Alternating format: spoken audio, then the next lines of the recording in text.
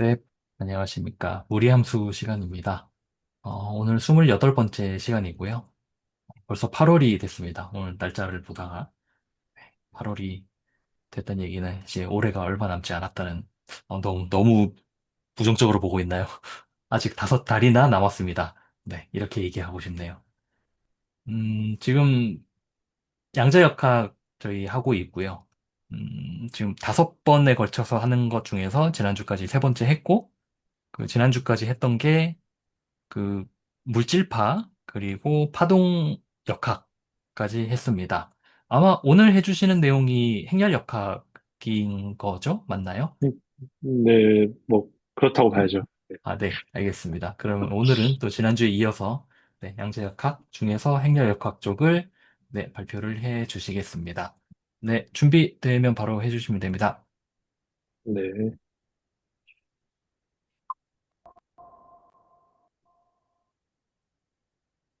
먼저, 이제 오늘 행렬역학에 대해서 조금 간략하게 얘기를 할 건데요.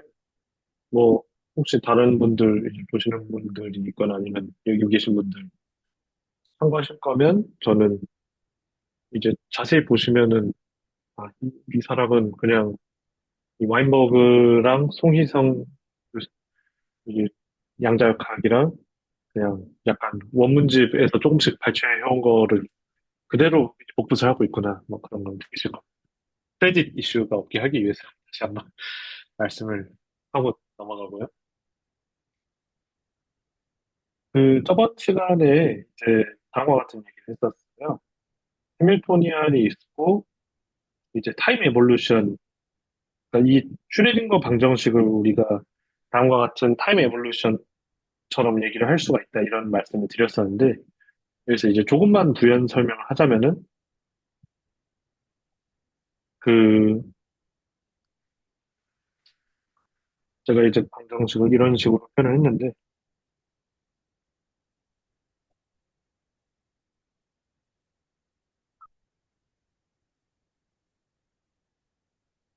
근데 이제 그리고 H는,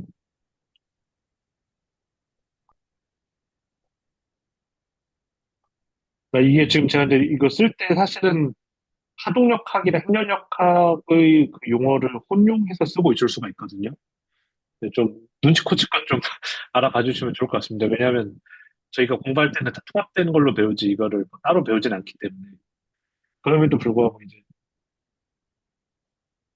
뭐 조금 섞어서 쓰면은 얘는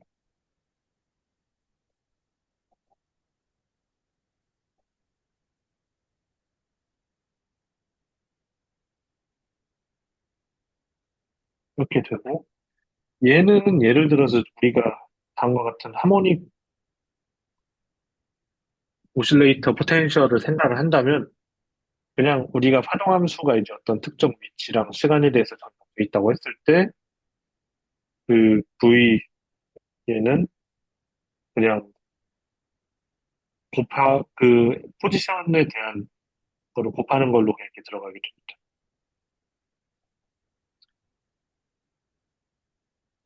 그러면 여기서 이제 제가 아까 말씀드린 익스포넨셜, 그건 이제 그냥 심플하게만 얘기를 한 건데요.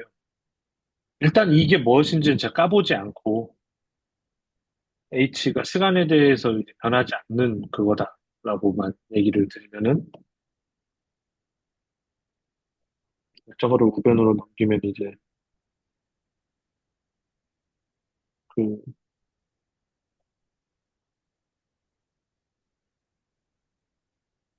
이제 이렇게 쓸 수가 있을 거고, 그러면 얘는 이제 우리가 어떤 테스트 펑션을 하나 집어넣을 수 있겠죠. 이런 거를. 물론 이제 저쪽에 넘겨서 적분을 한다고 생각할 수도 있지만, 조금 더 심플하게 그냥 말씀드리면은, 안사치로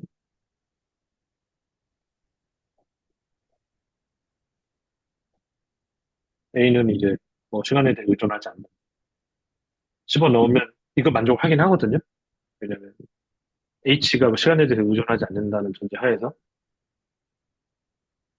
그리고 이게 제 기억으로는 그 푸사이의 엑스 디펜던시 같은 거 다 무시를 해주고 그냥 T에 대한 변수만 살려놓고 이제 생각을 해주면은 물론 이제 제대로 하려면은 그런 거 고려를 해야겠지만 일단 적당히 무시하고 음, 음, 그냥 그것만 다시 보여드리면 이제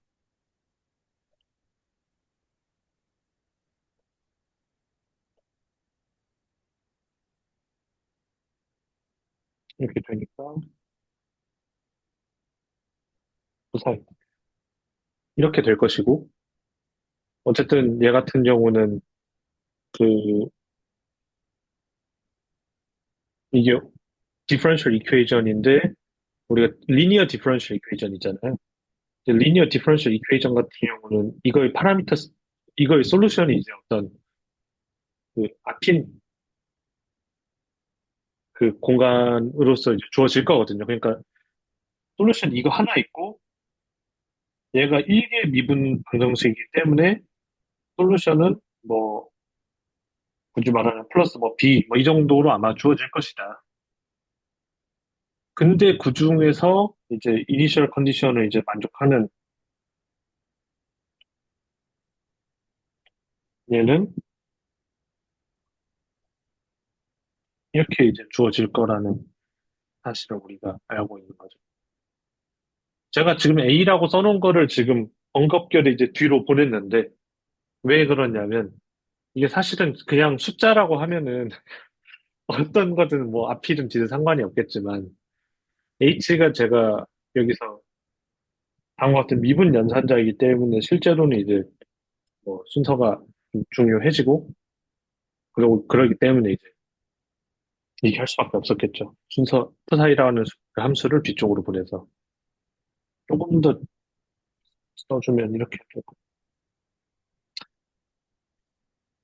물론 이거를 이제 제대로 하려고 한다면 이걸 변수 분리를 같은 거를 생각을 한다던가 여러 이슈로 이제 이거를 푸는 방식에 대해서는 좀 말씀을 드려야 되긴 하거든요.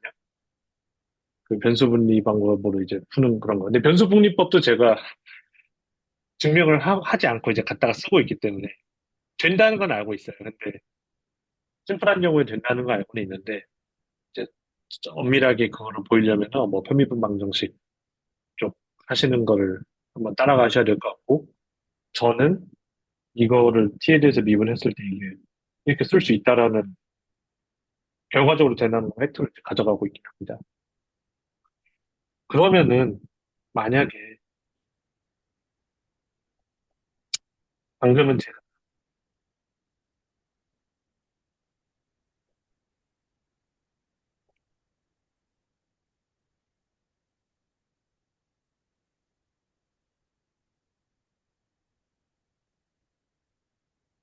이렇게 말씀을 드렸던 건데 H가 시간에 의존할 수도 있잖아요. 이제 그러면 이제 여기서부터 조금 이제 생각이 많아지는 거고 그러면 이제 굉장히 나이브하게 이제 뭐 상수 그런 건 빼고 아래도 그냥 고정 안 해 놓을게요. 0이라고 하겠습니다. 0.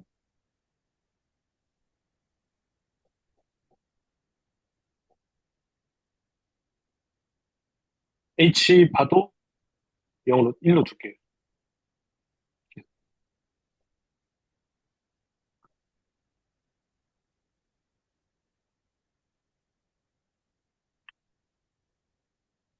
근데 대규적으로 이제는 이제 이게 선형적으로 풀리지 않는 이렇게 돼서 저희가 이렇게 하는 건데요. 적분해서 넣는 거를 또 집어넣을 수가 있겠죠.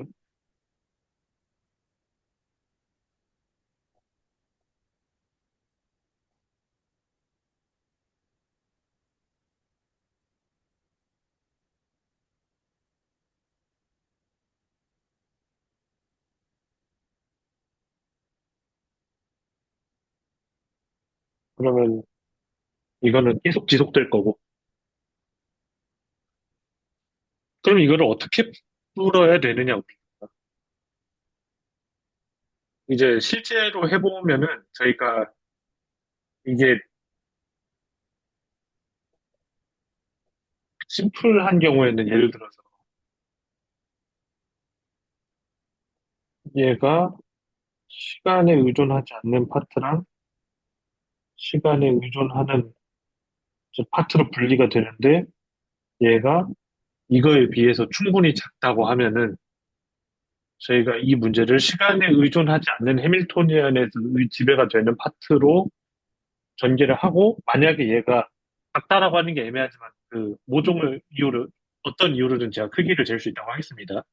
저 파트가 에너지 파트가 그러면 저거에 대한 파트는 급수 전개를 해가지고 저희가 필요한 정확도까지만 자릅니다. 그래서 필요한 정확도까지만 저희가 잘라서 그 에너지 변화를 이제 계산을 하는데 사실은 그 디테일한 것까지는 저희가 할 수가 없습니다. 여기서. 왜냐면 보통 저희가 두 학기 양자역학을 배우면 두 학기의 절반 이후에 배우거든요. 그래서 그 테크닉적인 부분들을 제가 보여드릴 수는 없고 다만 제가 아까 뭐 너무 말이 길어졌는데 여기서 보여드린 이 상황은 굉장히 심플한 케이스만 제가 보여드린 거고 H가 이제 시간에 대해 의존하지 않는 그런 이제 특수한 상황을 보여드린 것이다.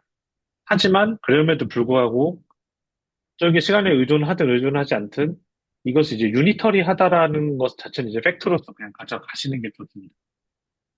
그래서 이 유니터리 변환에 대해서 이제 으로서 타임 에볼루션이 기술된다라고 하는 것 자체가 우리가 양자역학의 공리로서 나중에 받아들이는 것이기 때문에 그 사실 때문에 사실은 이걸 잠깐 언급을 한 거고 저희가 이거를 깊게 쓰지는 않을 수도 있어요. 당장.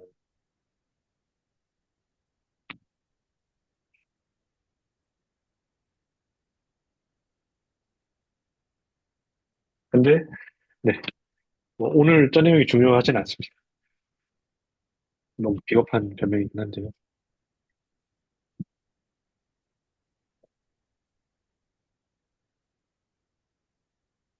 혹시 또 다른 저번 시간에 했던 내용 중에 좀 코멘트 하실 거 있으면 듣고 아니면 그래도 이해가 안 그거는 다음번에 또 AS로 하도록 하겠습니다.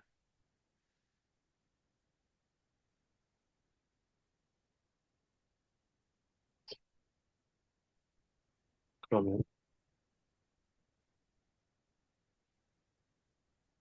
일단 그러면 진행하도록 할까요?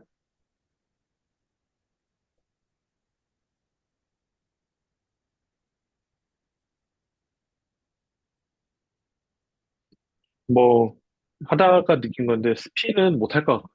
도저히.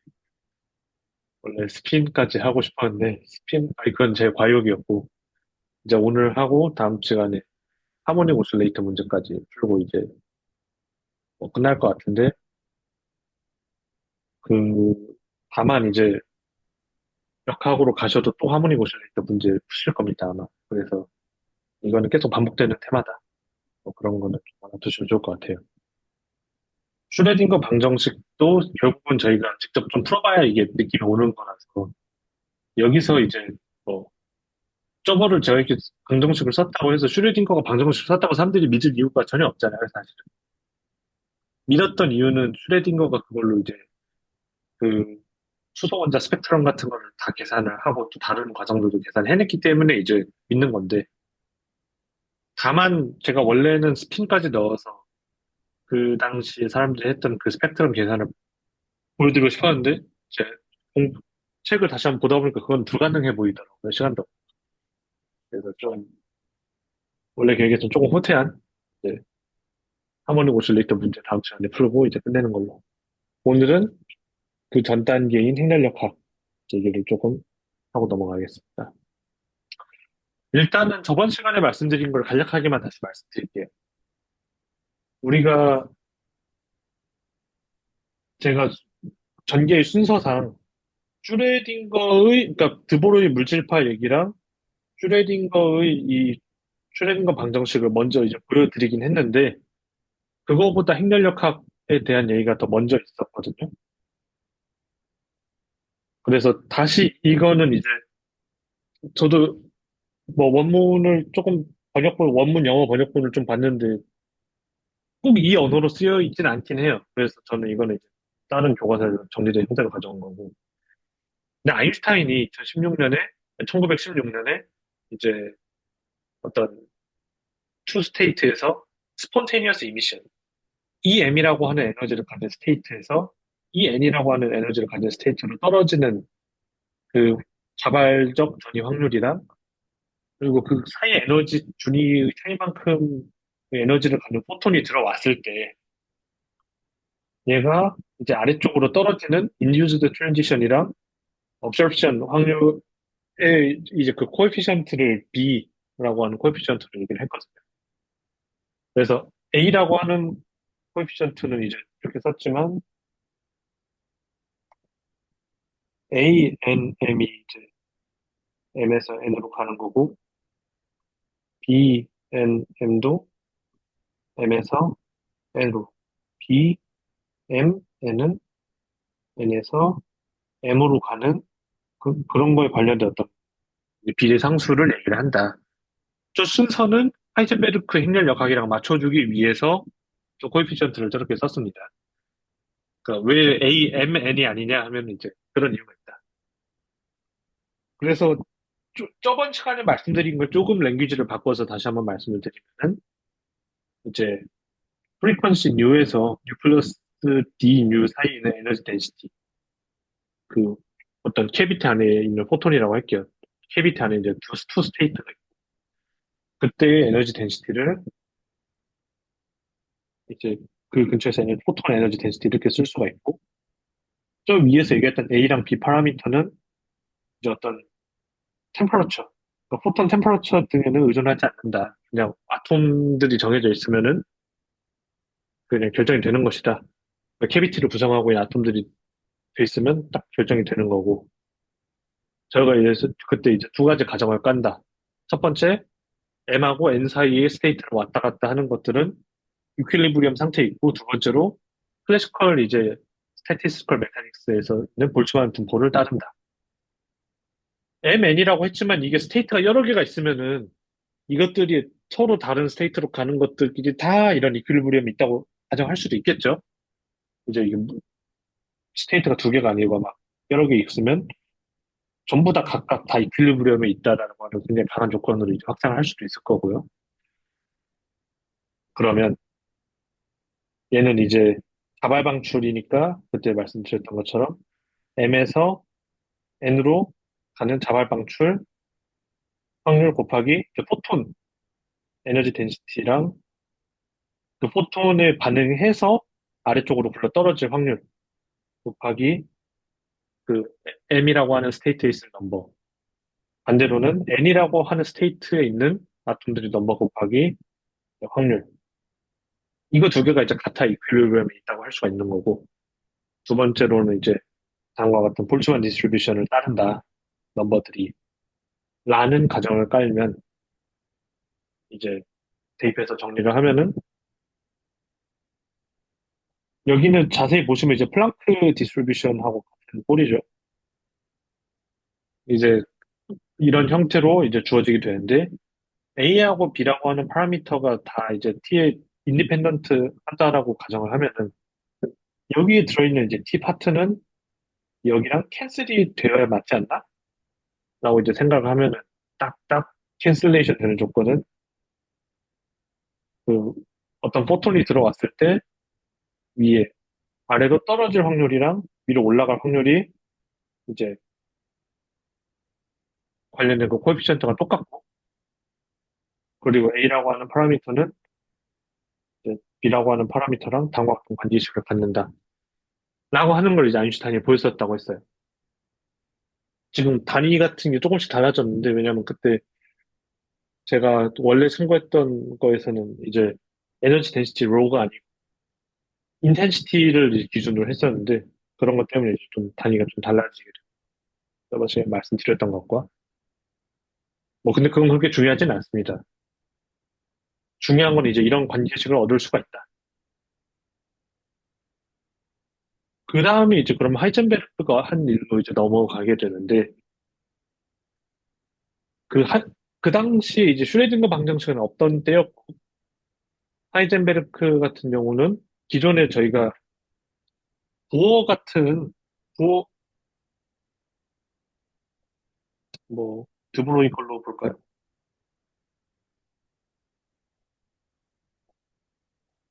부호, 그리고 그 다음에 이제 도머펠트 이런 분들이 어떤 원자 안에서 일렉트론이 올빗을 가지고 그 앵귤러 모멘텀이 그 퀀타이제이션이 돼 있다라고 하는 이제 조건을 깔았었고, 드보로이가 물질파 같은 걸로 이제 이 논거를 좀 보충을 한 거죠.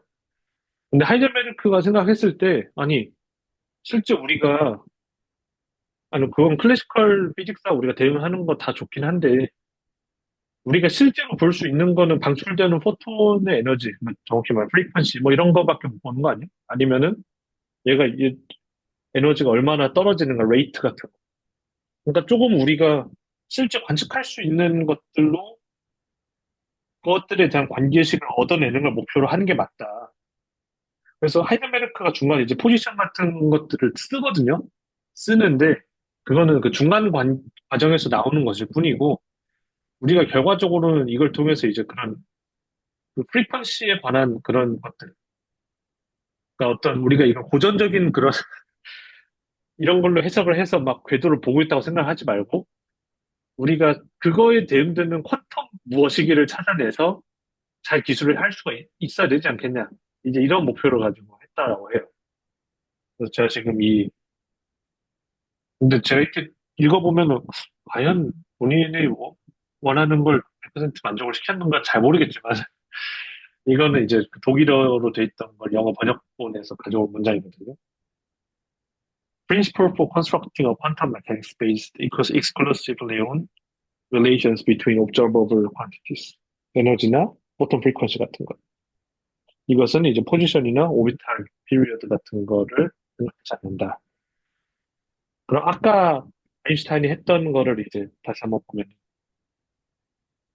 저런 상태에서 레디에이션이 있을 거고 어떤 클래시컬 피직스에서 우리가 레디에이션이라고 하는 건 어떤 입자가 가속 운동을 할 때 장마 같은 라머 포뮬라로 이제 주어지게 되는데 저기에 보면은 가속도의 제곱이 들어가죠. 그러니까 실제로 이제 다이폴이라고 하는 전자기 다이폴을 원래 썼지만 이제 지금 여기서는 다 싱글 포인트 라이크 파티클이 이제 차지도 돼 있는 그런 게 이제 가속을 할 때 기준으로 공식을 쓰고 있습니다. 그러면 이제 하이젠베르크가 가졌던 의문이 아래 이제 파란 글자와 같은 건데 X라고 하는 거는 분명히 클래시컬 지금 퀄리티인데 레디에이션 현상이 이제 쿼텀 메카니컬한 트랜지션으로 다 기술이 뭔가 나오긴 하지만 대응을 시켜야 될 것 같다. 그러면 저 X에 해당하는 퀀텀 퀀티티는 뭐냐? 일단 하이젠베르크가 다음과 같은 이제 안사츠를 이용해서 했다고 해요. 어떤 이게 피리오딕한 모션을 가지고 있다라고 일단 뭐 그런 거에서 뭐 결국은 처음에 시작할 수밖에 없었겠죠.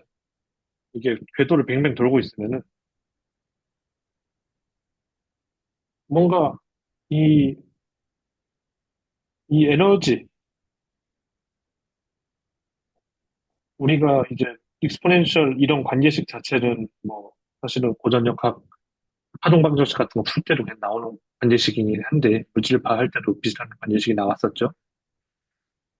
근데 저거는 뭔지 모르지만 그 에너지 준위의 차이에 해당하는 레디에이션, 포톤이 프리퀀시에 해당하는 그런 걸로 이제 다음과 같이 표현할 수가 있지 않을까? 저게 좀 애매하다면은 프리 저희가 전개를 할 수가 있잖아요. 일반적으로 포지션이라 X라고 하는 거는 그 중에서 하나만 떼갖고 이제 생각하겠다라고 볼 수도 있을 것 같아요. 근데 사실은 저도 보면서 이게 정당화가 그러니까 로지컬하게 정당화가 되는 내용은 아니에요. 솔직히 말해서 이게 뭔가 발악을 하다가 된 것 같거든요. 로지컬하게 이렇게 돼야 될 이유는 없어요. 솔직히 말해서 이 X가 뭐 퀀텀 머식이라고 해서 뭐 이렇게 돼야 되나? 원래 오리지널 그 폼 보면 더 가관이거든요. 원문 보면은. 근데 도저히 그걸 가져올 자신이 없어서 그냥. 저도 교과서에 있는 거를 뺏겨보는데, 실제로는 이 위얼도 안 썼다고 해요. 포지셔닝도 일단 컴플렉스 막 달고 다니고, 그랬지만, 일단은 여기서는 이제 그 위얼이라고 하면은 어떤 이거의 리얼 파트라고 코사인에 해당을 할 거고, 이거를 이제 방과 같은 식으로 쪼갰다고 하겠습니다. 보통 이런 거 하면은 2로 나눈다던가 뭔가 그런 거를 해야 될 것 같은데 일단은 그런 거 무시할게요. 저도 제가 가져온 교과서에서 그런 컨벤션을 안 썼기 때문에 다 맞추는 것도 힘들어서 적절하게 뭐 얘를 처음부터 2분의 1이든 2든 해가지고 이제 잘 맞췄다고 생각해 주시면 좋을 것 같아요. 그러면은 이런 안사치를 놓고 계산을 해보면은 X에 제가 가속도가 필요한 거잖아요. X 이제 두 번 미분한 게 필요하기 때문에 다음과 같이 오메가 제곱이 앞으로 이제 붙어올 거고 그러면은 저거를 그냥 대입을 해서 전개를 해보면은 오메가의 제곱에 또 제곱이 들어가니까 오메가 4제곱이 들어오고 이제 다음과 같은 식으로 전개가 되겠죠. 근데 이제 어쨌든 간에 저 익스포넨셜 마이너스 저거 그러니까 이거를 굳이 제가 뭐 써보면 뭐안 쓰려고 했는데 결국 쓰고 있네요. 이렇게 쓰면은 뭐 대충 맞는 말이겠죠. 그 컴플렉스 컨주게이트 해갖고 이제 더한 거 하면은 어쨌든 익스포넨셜 마이너스 오메가 nm t에 이제 비례하는 거는 이제 맞는 거고 그거 타임 디펜던시를 써보면은 다음과 같이 가운데 있는 파트만 타임 디펜던시가 없어지고 나머지 양쪽은 페이즈 로테이션에 해당하는 타임 디펜던시가 들어가잖아요. 근데 우리가 이제 원하는 거는 좀 실제 매저하는 거는 타임 에버리지도 된 그런 값을 매저를 할 거기 때문에 그러면 페이즈 돌려주는 거는 이렇게 한 바퀴 돌려주는 거는 복수 평면에서 한 바퀴 돌려주면 뭐 0 나오겠죠. 뭐 코사인 사인으로 쪼갠 다음에 뭐 적분해도 0 나올 거고요. 그러면 타임 에버리지 취하면 가운데 파트만 살아남아서 우리가 다음과 같이 쓸 수 있게 된다. 근데 이거는 M이라고 하는 스테이트에서 N이라고 하는 스테이트로 떨어질 때 파워거든요. 어쨌든 간에. 파워라고 하면은 우리가 결국은 얘를 그 포톤의 프리퀀시 에너지는 이렇게 주어지니까 포톤 에너지 곱하기 얼마나 이제 그 되는가 아까 아인슈타인 얘기했던 A, M2N 파라미터의 곱으로 이제 표현이 될 수가 있을 거고 만약에 이제 싱글 아톰이라고 생각을 해주면은 그러면 A, NM 파라미터는 아까 위에서 구한 라머 포뮬러로부터 구한 파워를 H바 오메가로 나눠준 거에 해당을 하겠죠. 그리고 B라고 하는 파라미터는 이제 다음과 같이 주어질 거고요. 근데 보면은 분명히 B라고 하는 파라미터는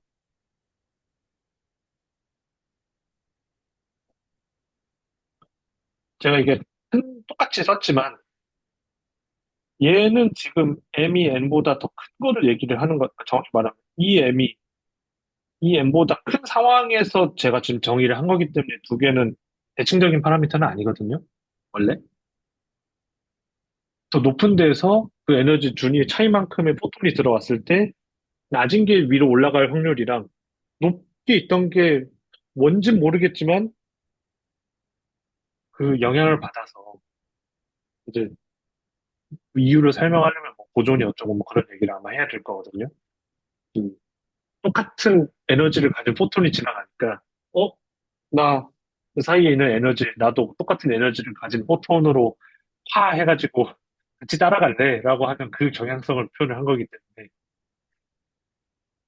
이게 같을 이유는 없는데 아까 아인슈타인이 구했을 때 같았고 어쨌든 이 릴레이션을 했을 때 같았고, 이게 블랙바디 레디에이션도 잘 설명했고, 근데 그게 이제 다음과 같이 설명이 됐는데, 이런 예로 기술이 되더라. 어? 그러면 M에서 N으로 가는 거랑, 이게 M에서 N, 제가 이것도 M에서 N으로 가는 그거를 표현한 거라고 했어요. 반대가 똑같다.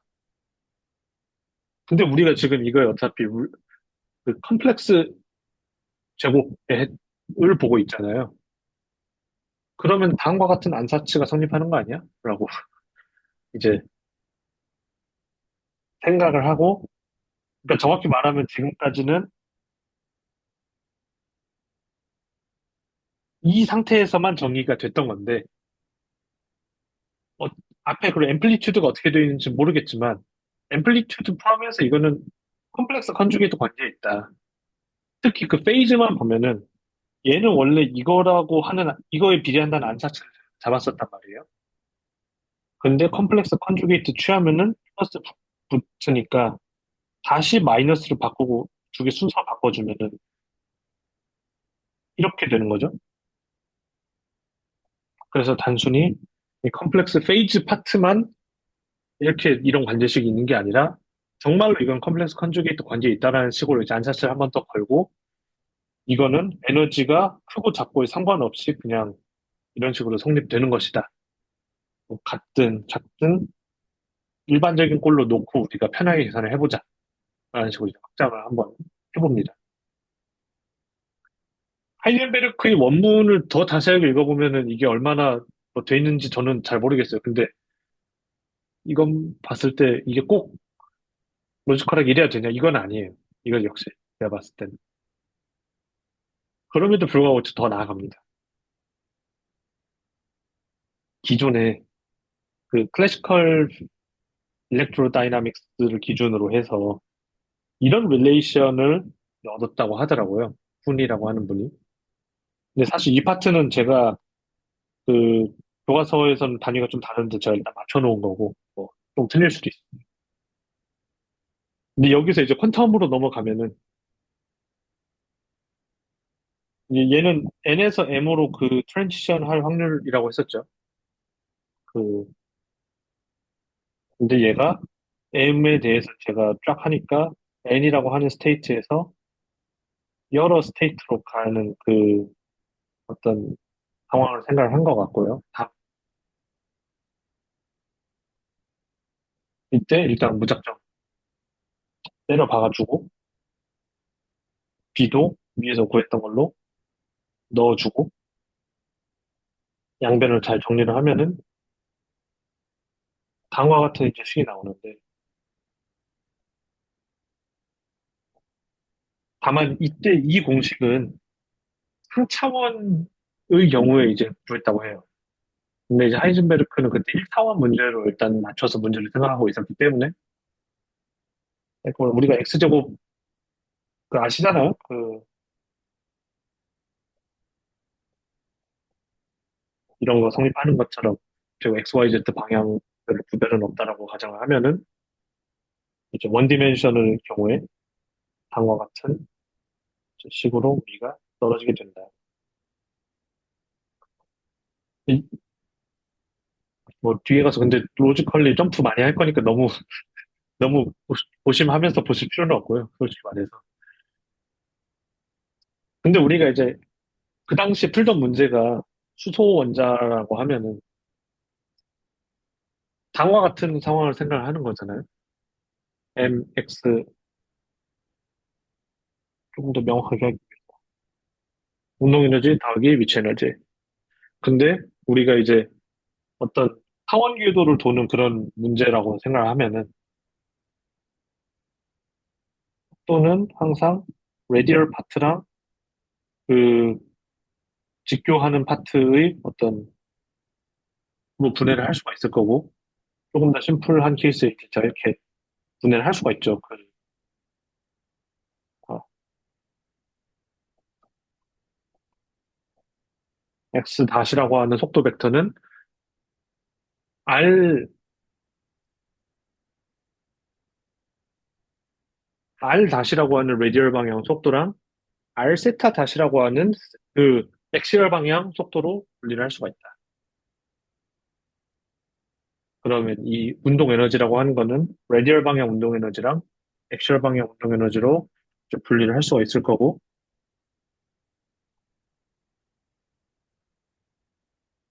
이거는 우리가 앵귤러 모멘텀이 R 곱하기 P인데, 이제 어차피 뭐 직교하다고 하면은 R, P, R, M, V. R이랑 직교한 방향이니까 R, M, 세타, R, 세타, 닷. 이런 관계식을 우리가 만족을 하기 때문에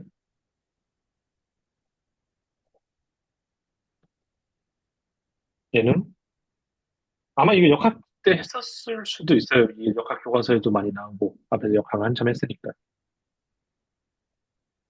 다음과 같이 앵귤러 모멘텀이 이제 분자에 들어가 있는 형태로 쪼개지게 되죠. 그러면 이 문제는 다음과 같이 V effective라고 하는 저희가 새로운 포텐셜을 정의를 하고, 레디얼 방향에만 의존하는 V effective 포텐셜과 레디얼 방향의 운동 에너지에만 의존하는 새로운 형태의 이제 포텐셜을 리디피니션 할 수가 있게 돼요.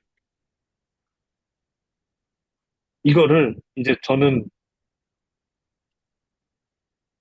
뭐 하면 돼요. 이거를 미분을 해서 이 극소점이 어딘지 구한 다음에 이거 주위 근처로 이제 테일러 전개를 딱 해주면은 그 리딩, 뭐 여기서는 제가 대충 썼지만 여기에 보시면 이제 그 사이즈가 나오고,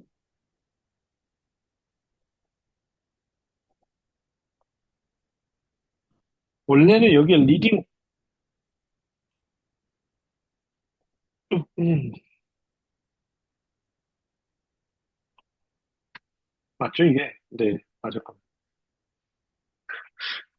리딩 오더에 이제 테일러 전개 파트가 나오는데, 아시다시피 이쪽 극소점 근처에서 제가 봤다고 하면은 당연히 리딩 오더에 그 퍼스트 데리베티브는 0이 되는 게 아니겠어요?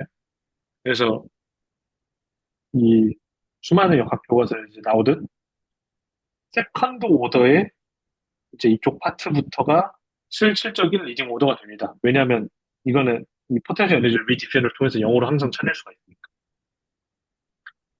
그 얘기는, 그리고 이게 당연히 이 기울기가 이 위로 블록 아니 아래로 블록 한 거니까 플러스겠죠.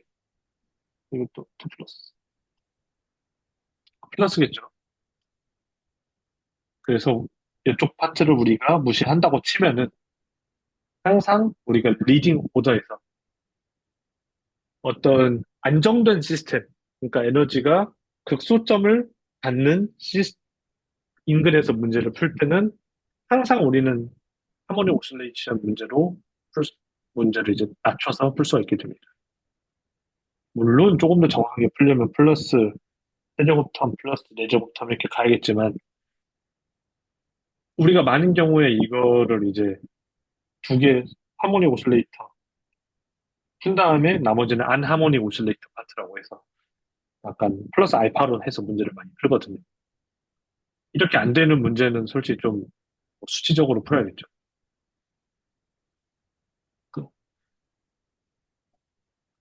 그래서 하이젠베르크는 다음과 같이, 뭐 꼭 그래서라고 할 수는 없지만, 하모닉 오실레이션 문제가 이제 물리에서 가장 기본이 되는 문제이기 때문에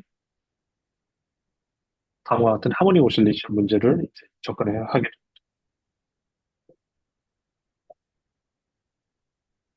실제로는 안 하모닉 오실레이터 했는데 제가 지금 생략을 했어요. 이 세제곱 파트는 포텐셜에. 그래서 다음과 같이 N에서 M으로 이제 가는 어떤 트랜지션이라고 했는데, 다만 여기서 이 다이아고널 파트가 에너지가 있는 거고 나머지는 일단 영어로 놓고 이제 문제를 풀게 됐고요. 이제 이거를 물론 저희가 이제 하이젠베르크 행렬을 몰랐지만 지금 굳이 이제 말씀드리면 뭐 이렇게 돼 있는 이런 것들을 이제 사실 쓰고 있었던 거죠. 이제. 근데 여기서 하이젠베르크가 실제로 한 거는 여기 위에 이런 거 했잖아요. 실제로 한 거는 이게 이런 표기법도 아니고 뭐 n이라고 하는 스테이트는 n-알파라고 하는 스테이트가 있고 알파, n-알파, n-알파 마이너스 뭐 이런 거를 전개해서 막 한 거거든요. 그러니까 이렇게 하면은 알파는 이제 어떤 0부터 그 n 사이에 있는 스테이트를 쫙 흩으면서 가는 거고 뭐 이런 식으로 이제 전개를 한 건데 지금 이거를 조금 더 이제 요즘 노테이션으로 풀면은 아 얘가 제곱에 해당하는 게 어떤 이렇게 m에서 n으로 가는 전이라고 하는 거는 얘가 뭔지는 모르겠지만 한 번짜리 m에서 k로 갔다가 k에서 n으로 가는 걸로 생각하는 게 적절하지 않을까? m이라는 스테이트에서 k라고 하는 스테이트들로 여러 갔다가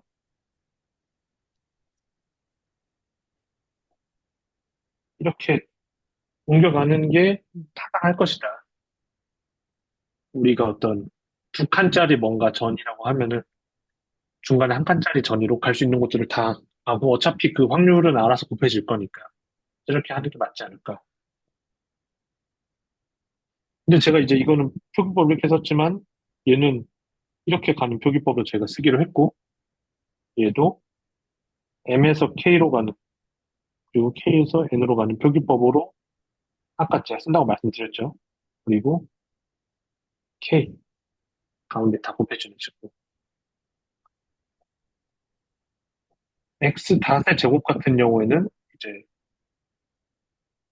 똑같이 전제를 하는데 다만 이 오메가 튀어나와야 되니까 오메가 튀어나오고 이거는 제가 마이너스 i 제곱하면은 마이너스 1인데 얘는 이제 마이너스 mk가 돼서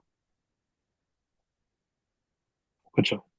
마이너스 없애고 다음과 같은 식으로 정리를 하게 되는 거 아니고.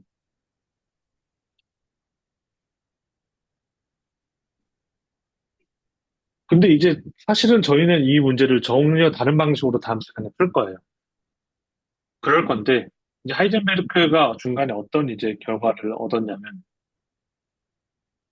어썸션이었을 수도 있어요. 제가 이거는 좀 확인해 봐야 될 것 같아요.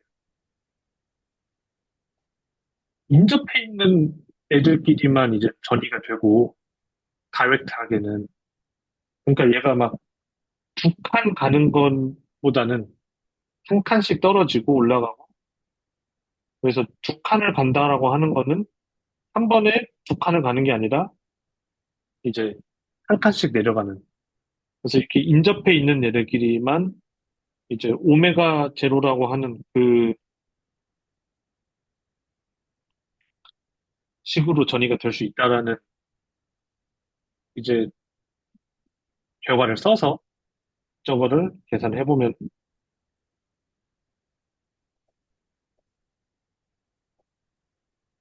다이아고널 파트는 다음과 같이 이런 것들 원래 다 더해야 될 텐데 실제로는 이제 인접해 있는 애들끼리만 이제 더하고 끝내야 되니까 계산해 보면은 다음 시간에 저희가 구할 다음과 같은 이제 결과를 얻어내었다. 그리고 그 하이드로젠 라이크 아톰 아니면은 이제 조금 실제로는 안하모닉하다고 제가 말씀을 드렸잖아요. 그런 것들 가지고 로우 에너지에서 스펙트럼 구해보면은 저거 플러스 약간의 보정항 정도로 나오긴 하거든요. 그래서 이제 그런 그 결과를 하나를 얻은 거죠.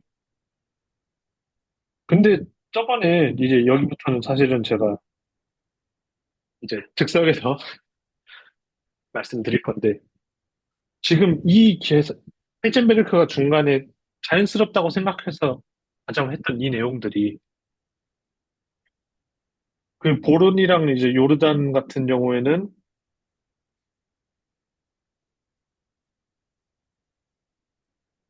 이제 이분이 이제 헬골란트라고 하는 그 섬에 휴양차 갔다가 이 논문을 들고 온 거죠. 와서 봤더니, 아, 이거는 행렬 계산인데? 그래서 여러분은 모두 행렬을 알고 계시니까. 굳이 이제 쓰진 않겠지만, 아, X라고 하는 거가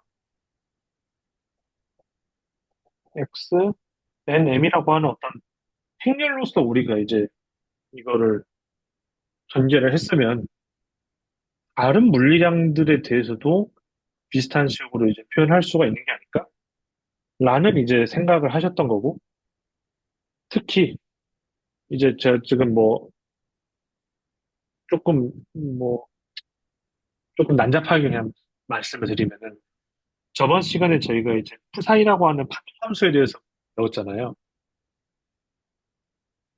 그러면 과연 얘는 뭐냐라고 말씀을 드리면은 이제 사람들이 넘어가면서 어쩌고저쩌고 해석을 하기에 아 우리가 예를 들어서 어떤 이런 밸류가 있고 물리적 값이 있고 이거에 해당되는 퀀텀 메카니컬 어떤 매트릭스가 있다고 했을 때 얘는 우리가 어떤 이제 베이시스로 슈레딩거가 얘기했던 파동함수들도 우리가 베이시스로 생각할 수가 있거든요. 이게 무엇인지에 대해서 다음번에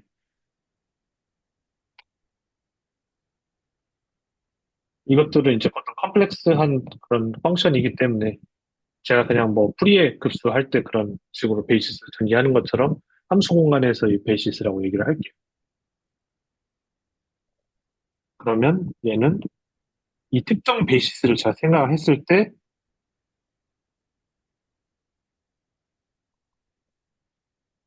A라고 하는 오퍼레이터가 있어서 조금은 뭐 X에 대해서 했다고 합시다. 당화 같은 식으로 이제 연결이 되는 것이다. 라는 거를 사실은 슈레딩거가 보였고,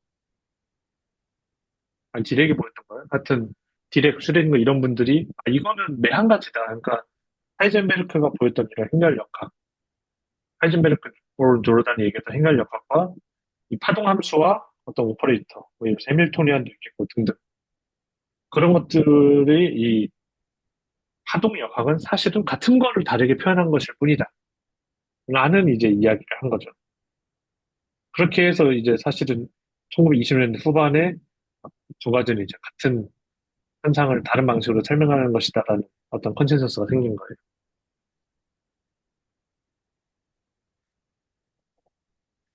그래도 이제 그 조금만 더 이제 얘기를 드려보면 그 우리가 P는 MV, MX라고 하는 거, X 다시라고 하는 걸 알잖아요. 그런데 잠시만요.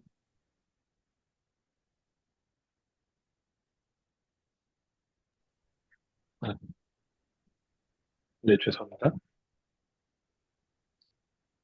그런데 이제 우리가 이거에 대해서 우리가 저번에도 얘기했지만 페이지 스페이스라고 하는 거는 P랑 X로 우리가 무언가를 표현하는 거잖아요. 그렇죠? 그러면 P를 우리가 적절하게 사용을 하는 게 자연스럽다라는 생각을 당연히 할 거고, 하기위해서 예를 들어서 해밀토니안도 아까 계속 말씀드린 게 n분의 P제곱 플러스 VX 이런 식으로 표현하는 것처럼 그러면 P는 어떻게 표현할 거냐?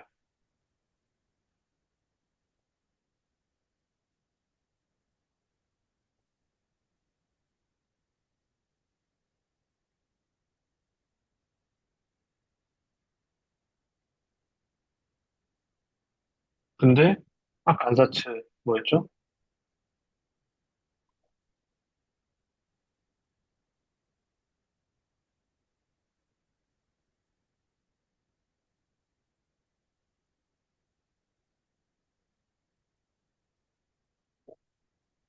따라서 마이너스 I 오메가 NM 전자 질량 붙여줄게요.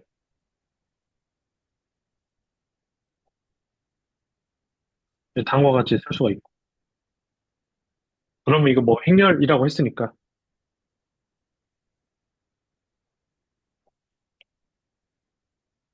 이제 이거의 다이아고널 파트는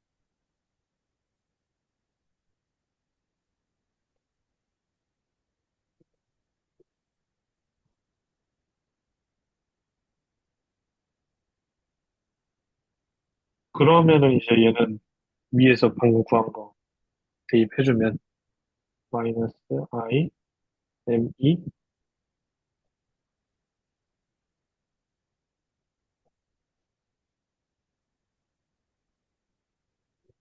왜냐면 아까 말씀드렸듯이 다음과 같은 식으로 우리가 생각을 하기로 했죠. 사실은 저 조건은 X라고 하는 거를 행렬로 생각을 하면은 얘는 이제 퍼미션 매트릭스라는 거에 해당하죠.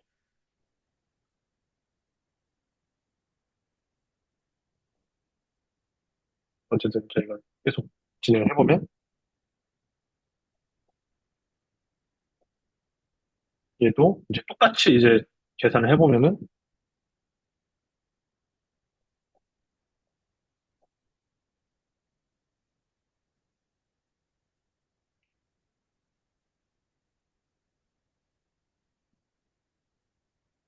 이렇게 나올 건데 얘가 그 방금 위에 보였듯이 이거이기 때문에 얘는 마이너스 NM이잖아요. 오메가 정의에 의해서.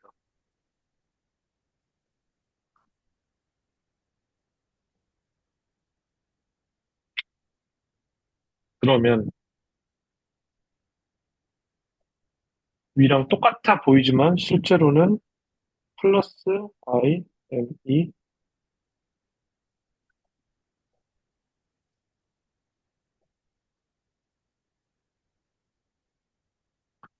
이렇게 주어진 걸로 봐서 일단 저희가 행렬에서 가장 큰 특징 중에 하나인 교환 법칙이 성립하지 않는다.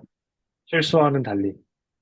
라는 거를 다시, 뭐, 물론 행렬이라고 하면 당연한 얘기긴 한데, 행렬로 봤기 때문에 이 교환 법칙이 성립하지 않다는 걸 확인할 수가 있고, 이제 이거를 빼보면,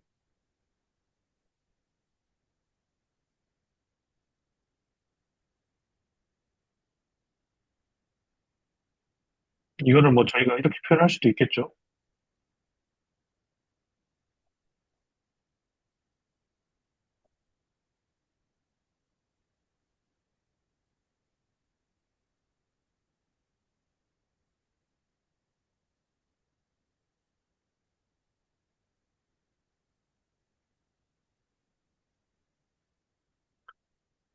근데 이제 비슷한 릴레이션 하이젠베르그가 이미 확인했었어요. 이거였거든요. 빨간색 별표를 친. 그래서 이거를 대입을 하면,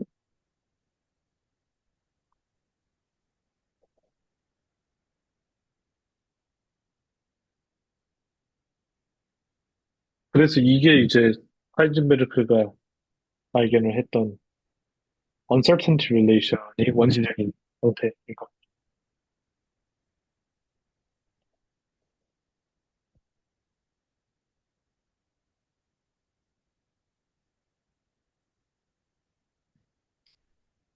이제 이게 양자역학을 포멀하게 배우면은, 포멀한 랭귀지로 배우면은,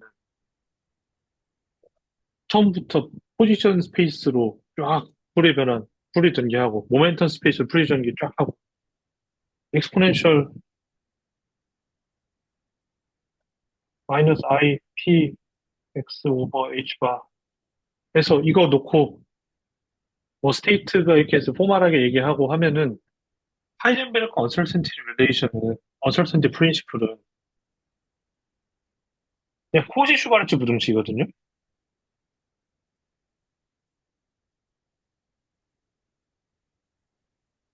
해보면은 나중에 이제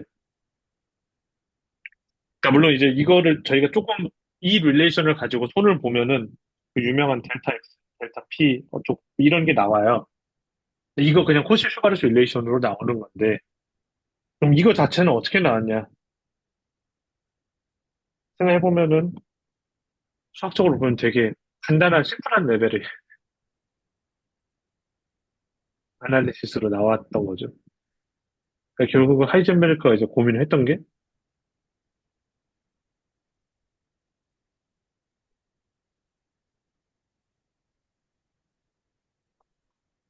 X가 뭐야? X는 뭐고 X 제곱은 뭐야? 걔는 미분하면 뭐야? 뭐가 되는 거야?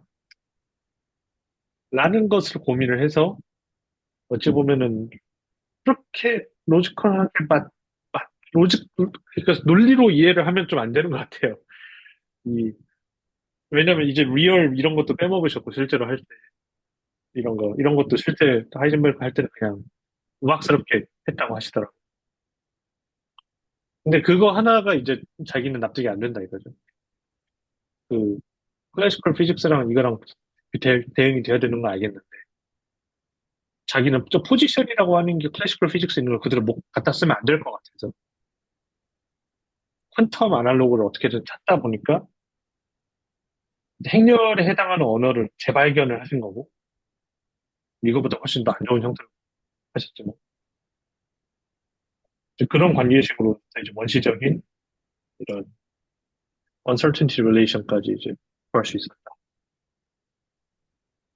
이러고 난 다음에 이제 이거를 다시금 어떤 일베스트 공간의 어떤 오퍼레이터가 어떤 이런 언어로 이제 바꾸고 나면은 저희가 지금 이제 양자역학 배울 때는 행렬 역학이라고 할 때 그 오퍼레이터 놓고 베이시스 놓고 베이시스를 우리가 어차피 여기 힐베르트 공간에서 우리가 카운터블한 개수의 베이시스로 우리가 전개를 할 수가 있으니까 카운터블한 개수의 베이시스 전개하면 이거는 이런 식으로 이제 어떤 오퍼레이터의 행렬성 행렬 성분을 우리가 끄집어 내오는 식으로 우리가 계산을 할 수가 있어. 이런 식으로 이제 공부를 하지만 실제 형태는 훨씬 더 이제 좀 원시적이고 좀 행렬도 모르는 상태에서 이제 헤쳐나갔다. 이렇게 좀 얘기를 할 수가 있어. 그래서 아마 다음 시간에는 이것들을 자, 스핀 얘기는 제가 포기했다고 이제 말씀드렸죠. 스핀은 포기하고 이것들을 이제 그 다음에 사람들이 좀더 포멀한 랭귀지를 어떤 식으로 표현을 했는가에 대해서 간략하게 이제 얘기를 해보고 아까 얘기했던 이런 관계식들을 요즘 어떤 식으로 이제 풀어나갔는가를 이제 설명하고 끝낼까 해요. 그렇게 하면 이제 5번에 걸치는 게 마무리가 될 것 같은데, 네, 뭐 아쉬움이 많지만 일단 여기까지 하고 뭔가 코멘트 좀 듣도록 하겠습니다.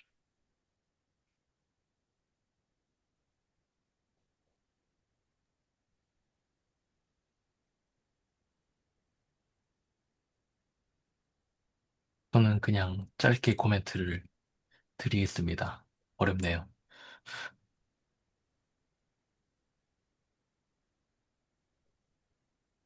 아니, 저도 어렵더라고요. 저기 이게, 혹시, 네, 네, 네, 말씀해 주세요. 저기 혹시 그 위에 보면 좀 더 올려줄 수, 아니, 네네, 거기. 제 N에서 K로 가는 거랑 그런 거 네, 있잖아요. K에서 네, M으로 가고, 이렇게 단계를 이렇게 그러니까, 원래는, 그러니까 그림이나 이런 거 보면 보통, 그러니까 M 궤도에서 그, 맨 마지막 궤도까지 그냥 바로 간다라고 돼 있잖아요. 네, 근데 네. 그러면 여기서는 그냥 그렇게 가지 않고 한 단계씩 간다. 그러니까 궤도 간에 이렇게 한 단계씩 이렇게 순차적으로 간다라는 거, 그 가정인가요? 그러니까 이거는 아마 제 생각에는 저도 이제 그 계산을 제대로 안 해봐서 기억이 안 나는데, 그, 이거는 하모닉 오실레이터 문제로 제가 좀 떨궈 놨잖아요. 네네. 리니어한 파트만 남겨놓은 거고, 일종의 굳이 얘기를 하면. 그, 혹시 이제 양자역학을 이제 공부를 이미 해보신 분들은 사실은 X라고 하는 오퍼레이터는 이제 A라고 하는 오퍼레이터랑 A 대거라고 하는 오퍼레이터는 선형결합으로 이제 표현이 된다라고 하시는 거를 보셨을 텐데, A랑 A 대거는 한 단계 내리거나 한 단계 올리는 오퍼레이터에 해당을 하는 거거든요. 그래서 요즘 그 조금 더 정제된 랭귀지로 하면 저런 식으로 이제 계산을 다 잘 할 거고. 근데 이게 리니어고 실제 원자 스펙트럼은 논 리니어 하잖아요. 이거부터 제가 지금 되게 심플리파이 한 거죠. 사실은 수소 원자만 이럴 거고 다른 건 절대 이렇게 안 나올 거고. 그러면은 얘는 굳이 말하자면 얘는 마이너스 1이고 얘는 플러스 1 오퍼레이터라고 제가 치면은 제대로 계산을 하면은 플러스 마이너스 2 오퍼레이터랑 플러스 마이너스 3 오퍼레이터가 다 있어야겠죠. 진짜 원자 스펙트럼을 푼다면. 그러니까 이거는 뭐 굳이 말하자면 하모닉 오실레이터에서만 이렇게 나오는 것이다. 안 하모닉 오실레이터에서는 아마 이렇게 안 나올 것이다라고 이제 검증되지 않은 제 생각을 말씀드릴게요.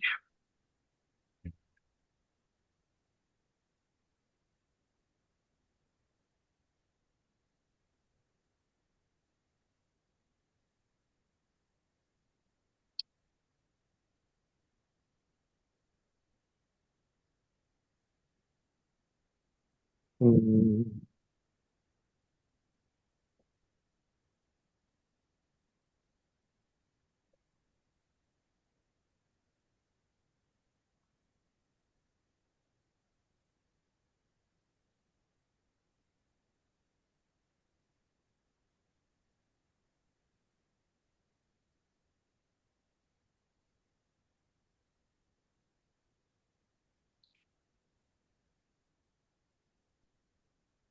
원래 그때 제가 원래 어떻게 제가 일렉트로마그네틱 레디에이션 같은 문제까지 다룰 거라고 처음에는 말도 안 되는 생각을 했었는데 정말 말도 안 되는 소리였고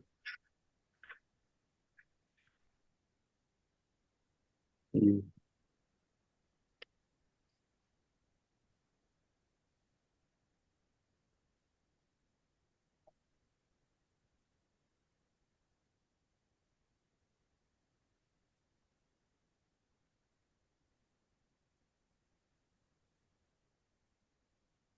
혹시 이거 노트 나중에 한 번에 저기 아, 예, 공유를 해 주시나요? 네, 맞습니다. 이게 지금 일부러 하나에 쭉 이어서 쓰고 있거든요. 아, 네네. 근데 항상 저번, 항상 아시다시피 이게 부끄러워서 조금 더 정리하고 올려야지 하는데 정리 안 하고 있어서 못 올리고 있는 게 맞고요. 근데 저도 조금 정리를 할 필요성을 느끼는 게 제가 이거 코스웍을 다시 한번 들어야 돼요. 어쩔 수 없이. 그래서 뭐 제가 자원했던 것도 있고. 그래서 정리가 분명히 될 텐데 특히 이게 다음 주나 다다음 주까지 된다라고 보장은 제가 말씀드리겠어요. 근데 그 몇 주 안으로 올리겠습니다. 반드시. 아, 네, 알겠습니다. 여기서는 이 내용을 솔직히 기억하실 필요는 없고 그냥 인프레션만 가져가시는 게 맞는 것 같아요. 일단 이게 왜냐면은 지금 저도 테크니컬한 계산은 다음 시간에 한 번 하는 거 말고는 하나도 안 하고 있잖아요. 고전역학 수준의 고전역학에서도 되게 일반 물리 수준의 계산만 어찌 보면 하고 있는 거예요. 어, 그렇죠. 어차피 만약에 좀 관심 있으시는 분들은 뭐 양자역학 책을 자꾸 보셔도 뭐 좋고 아니면 뭐 요즘 양자 정보가 핫하니까 그쪽 걸 자꾸 보셔도 좋을 것 같은데 이제 뭔가 좀 차가운 양자역학 그 공리들 뒤에는 이런 삽질들이 있었다. 늘 저는 인프레 저도 한번 좀 어렴풋이만 알고 있던 거라서 저도 공부하고 싶었고 좀 같이 나눠보고 싶던 거라서 이런 식으로 준비를 하고 있었어요. 이런 과정인지 몰랐어요. 그러니까 저희, 생각보다, 생각보다 뭔가 짜맞춘 느낌이. 그쵸. 저희 보통 공부할 때는 포지션 오퍼레이터랑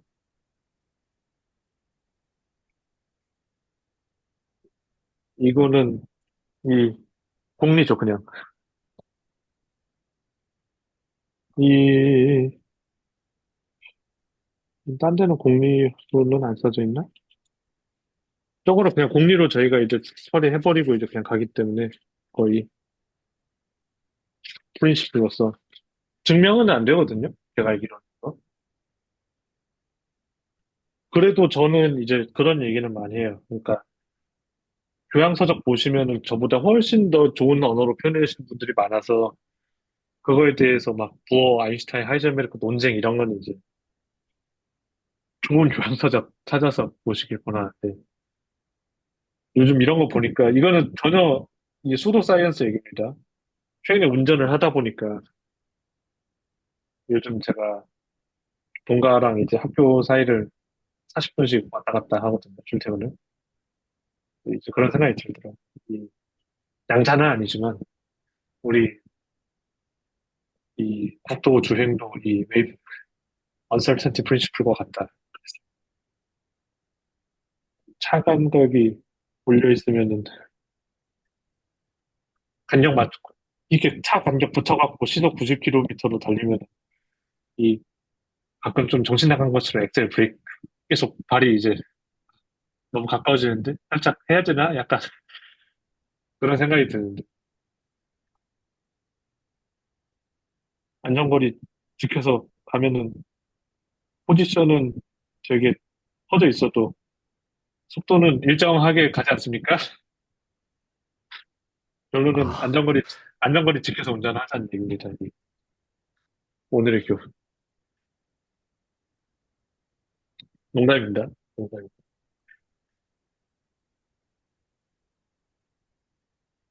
근데 그런 생각을 요즘 하고 있어요. 운전할 때마다. 이 안전거리를 유지하지 않으면 엑셀 브레이크를 밟을 수밖에 없다.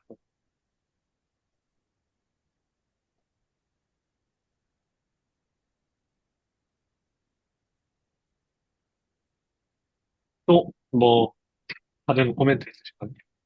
저 공리라는 게 처음에 이제 어떤 번뜩이는 가정으로 시작했을까요?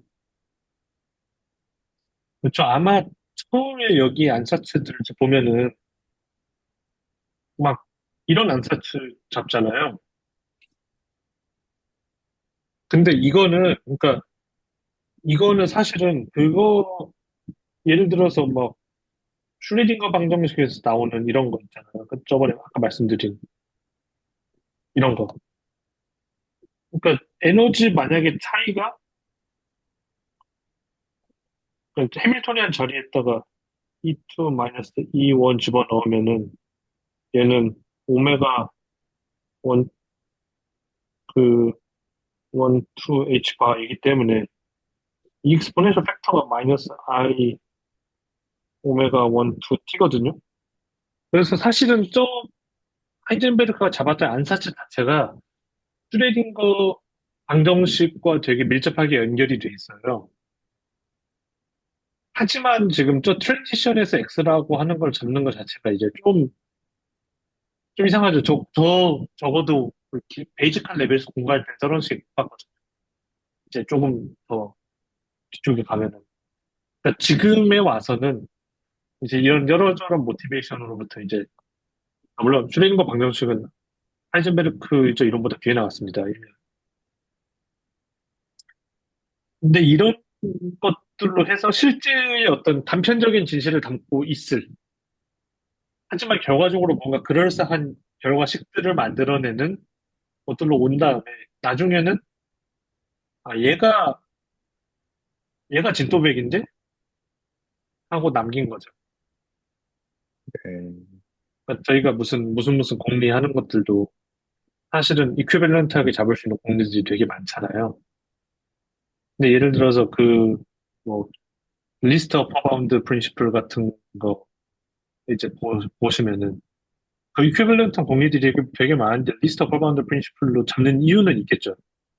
실제로 해보면은 그게 가장 좀 깔끔하고 성질을 보여주는 그런 것들일 거고, 제가 이거랑 이퀴밸런트한 공리가 뭐가 있는지, 프린시플이 뭐가 있는지 모르겠어요, 제가. 그냥 이걸 딱 받고 항상 시작을 했었기 때문에.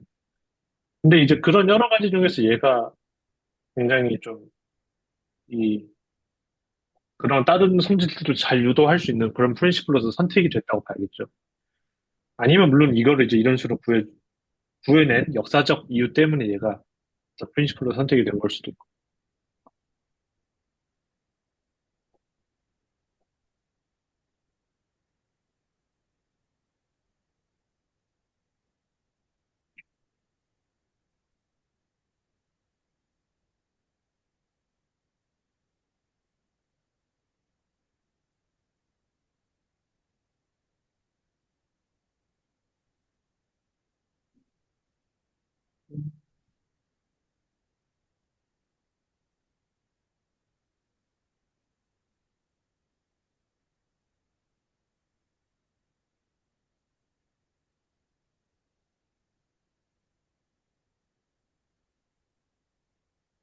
그러면 혹시 다음 주가 마지막인데 다음 주에는 뭐 주제가 뭐가 되는 거죠?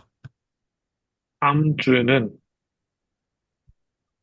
리뷰를 간단하게 하고 하모닉 오실레이션 더 문제를 풀려고 합니다. 아, 네, 알겠습니다. 네, 그러면 코멘트 없으시면 공유는 여기까지 할게요. 네, 다른 질문 없으시죠? 네, 레코드도 여기까지 하겠습니다.